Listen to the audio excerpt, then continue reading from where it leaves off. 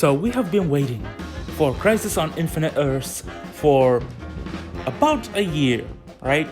And now it has finally come and gone.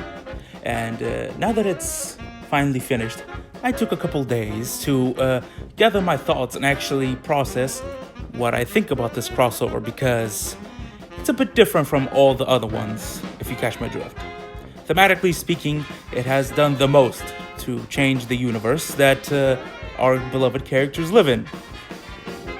But was it a good crossover? And that is what I'm here to, well, answer mostly. If you want to know my opinion, initially, it was that it's good with some very terrible qualities. And I will go through all of them. I will name 5 good and 5 bad. And then you'll decide for yourselves. Personally, I don't really care what you think, but please leave whatever you think in the comments below because will I read it? Probably. But I'll get back to you on that. Now, let us begin with something positive for once. And probably the first thing that will come to mind to many people when they think about this crossover in the future is probably all the cameos that we've had.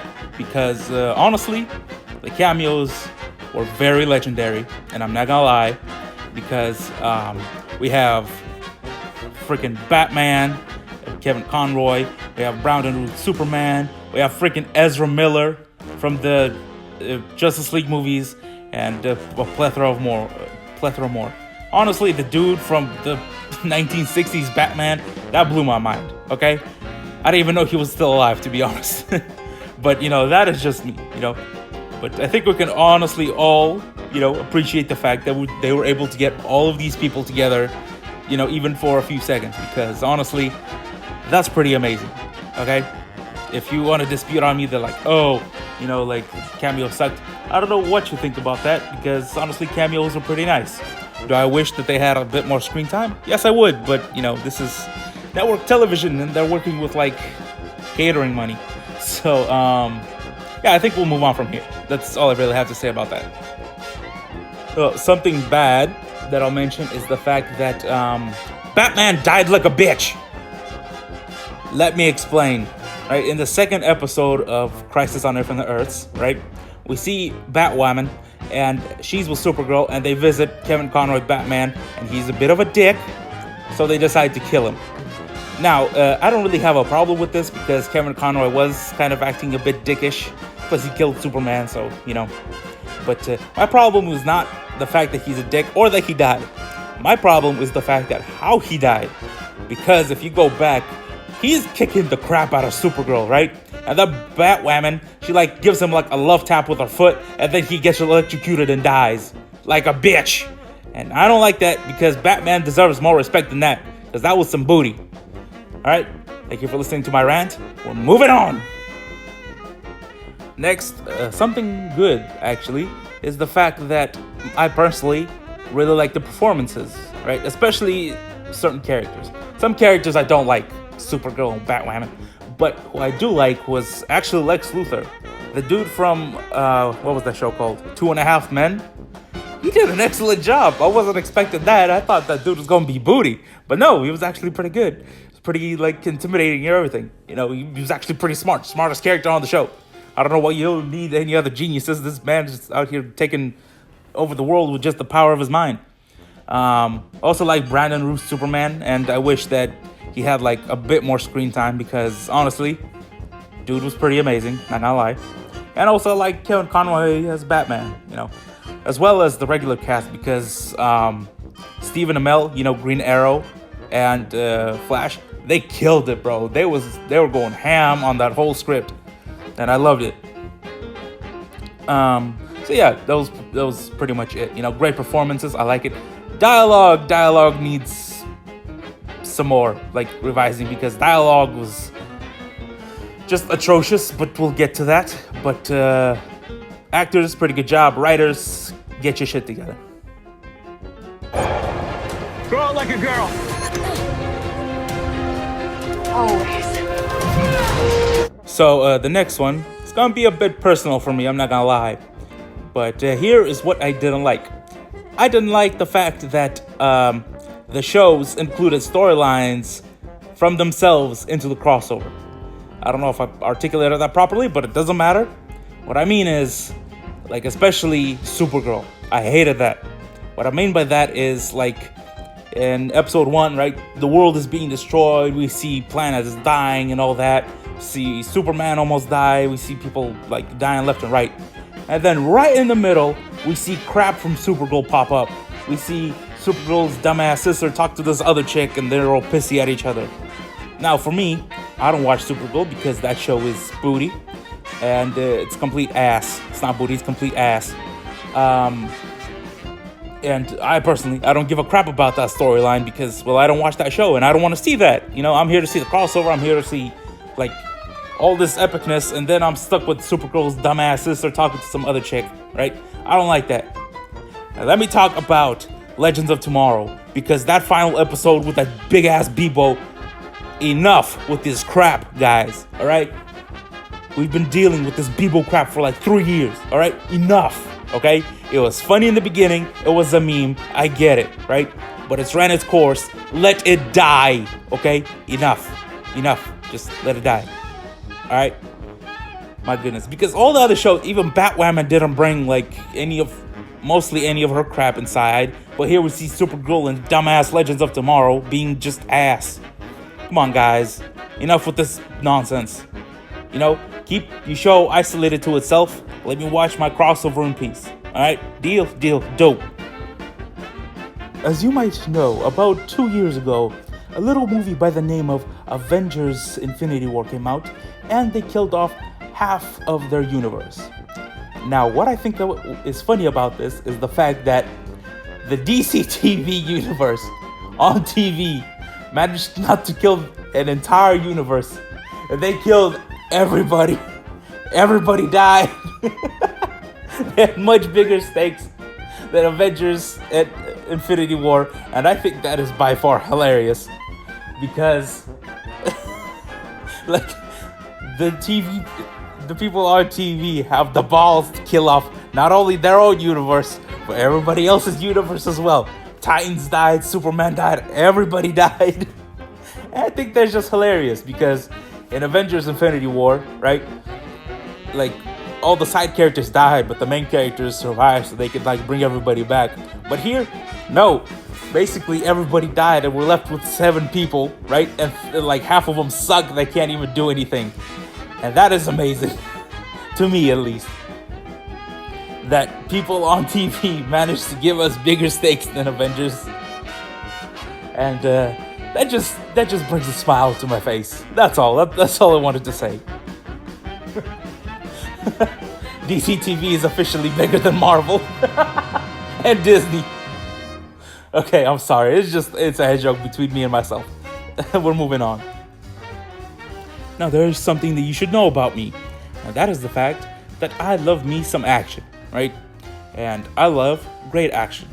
For example, anything with Jackie Chan, the John Wick movies, basically anything in camera that I could see and is visually impressive to watch. You know, actors perform or stuntmen. Now, usually this doesn't happen because usually we get fight scenes like Batwoman who kicked a dude in the shins and he did 3 front flips and died. And unfortunately for this crossover, it was a lot more like Batwoman than it was Arrow because the fight scenes were not impressive in this crossover at all, okay? Action in this crossover was pretty disappointing, okay? As we got some dudes just like hitting nothing, you know, for most of the crossover, or we got Supergirl lasering people to death. But, you know, other than that, you know, there's nothing even impressive. Even in the final battle when Oliver fought the Antimatter, all he did was grab him on the shoulders and go bleh and do a sky beam from his mouth. That was pretty much the whole final battle. You know, there's, like, the fight scenes were not impressive at all. Should have gotten, like, James Banford or something to direct, like, one of the episodes because, honestly, action was very lackluster, and that is a very big detriment, you know, for me at least, because I myself like great action, you know, but action very underwhelming, you know, in this crossover. Y'all need to step that up next one. But we're moving on. So, spoiler alert if you haven't watched it, the crossover, because it's been on for like a week. But Oliver dies twice.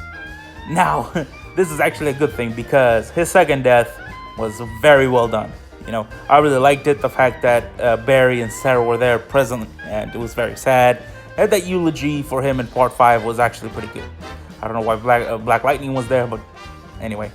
What I didn't like, initially was the fact that Oliver died in the first episode. I mean, I like the fact that he, him by himself, saved like 7 billion people. I like that. But he died way too early in the crossover, and honestly, the death wasn't needed. I know that, the writers want to subvert expectations because we all know how well that goes over on these days. But honestly, I think killing Oliver was a mistake because he doesn't appear in episodes 2 or 3 basically at all. He appears 2 minutes in each episode. But we could have seen him training with the other Spectre, or seen him transform or something like that. Would have been cool. Instead, we have freaking Supergirl's dumbasses are talking to the other chick, and then we got Bebo, and it's just a waste of time. You wouldn't have needed that much money, and it would have been a better story if we actually saw Oliver do more in the crossover. But as I said before, this is a good thing, and I really liked how they did his death. I like that he completed his mission and that he was at peace at the end. That was actually pretty well done. So good on you, peeps. And next time, don't kill off your characters in the first episode, because subverting expectations is kind of a dumb thing to do. But let's go. Now, for those of you who watch The Flash, will no doubtly agree with me on this, because my next point is the fact that Flash didn't die in Crisis, right? Let me explain, right? On The Flash, even in season 1, we've been teased, right? We've been teased for 6 years that Flash, right? When the skies turn red, he'll have this epic fight with Reverse Flash and then vanish in a crisis. That's what we read. For 6 years, we've been teased before this, right? Then when we get to Crisis, you know what happens to the Flash? Nothing. Nothing at all happens to him. Even when he was supposed to die, some random ass Flash from the 90s just came in and died instead of him. This pissed me off because in my mind, I was going, even in season 6, they were preparing, to deal to the consequences after Barry had, vanished. And I was going to think, oh, this is going to have consequences. But no, because Flash is very good at setting up, plot points, but very, very bad at actually dealing with them. Just look at Flashpoint and what happened there. And now in this Crisis, I was expecting so much more for the Flash, to him die as a hero or as a martyr. And he could come back later, I don't have a problem with that. But he should have at least died or gone away for a little while. But no, instead we got this. And I am just so damn mad about this. It feels like 6 seasons of a show, of this plot point building have been wasted. And I don't like that. What's the point of the first part of season 6? They were building up this whole thing, and now nothing happened. Okay, I don't like that. They should deal with your consequences for once in your life, Flash, for crap's sake. And sorry about my rant on that, but seriously, guys, 6 years wasted. Whatever, we're moving on, because if I keep going on this whole thing's gonna be an hour long. But anyway, let's move on before I say something else.